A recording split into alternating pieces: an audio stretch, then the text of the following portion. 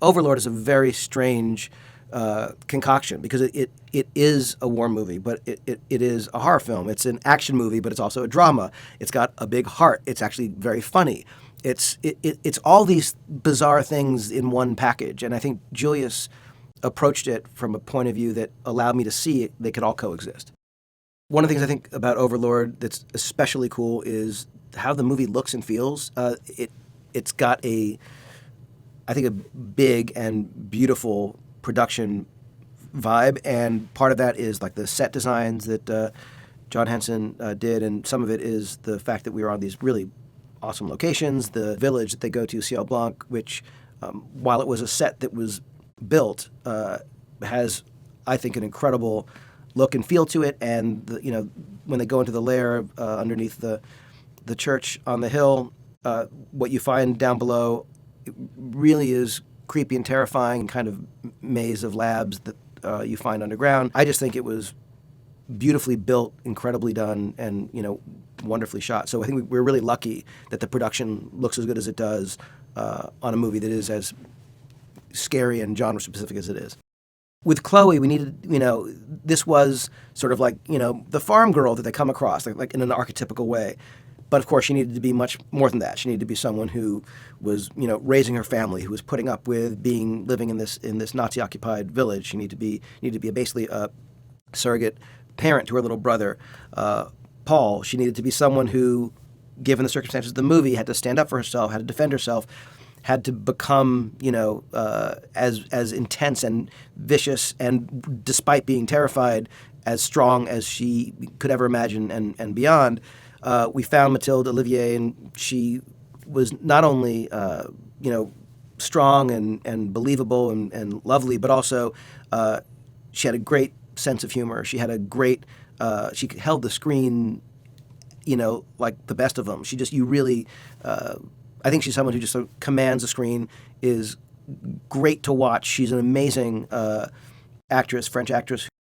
I think the thing that I loved the most about the premise was that it took a sort of classic World War II adventure movie and it smashed it into a sort of monster horror film. And the idea of those two coexisting just felt like it could be an incredibly intense and fun ride. And the thing about, a war story is you don't need more monsters than humans in that world. The horrors of war are already there. And so what's weird is that, you suddenly get into this sort of, freakish sort of fantasy horror level, and it doesn't feel like that much of a stretch.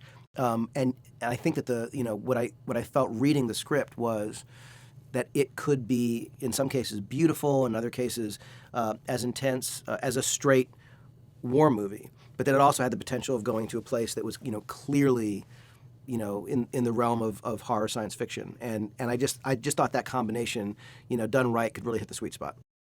I think one of the things that we try to do at Bad Robot on genre stories is tell stories that are as much about the people and the characters as possible, but they often go into places and things happen that are clearly impossible, clearly extreme, clearly horrific and freaky and bizarre. And while not everything we do, has monsters in it, this one does. And I feel like monster movies are great and best when you believe the situation, you believe the characters, you're truly invested, and you get something that is, while rationally impossible, because you love the characters, because you relate to them, you believe the world, you believe the situation, and it's that much scarier.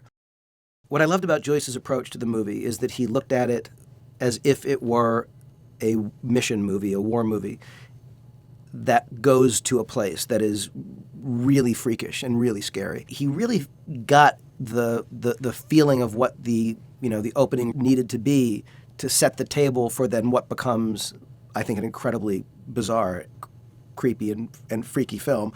But I love that he was coming into it from a place that I'd want to keep watching it just, as a war film, as a thriller, as an action movie.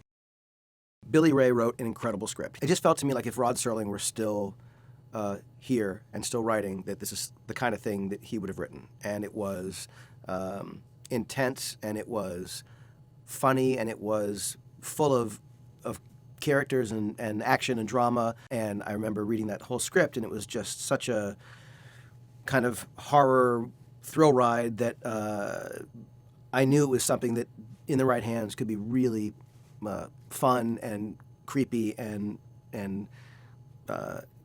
bizarre. And I love the vibe of it, and I love the characters in it. And so it was.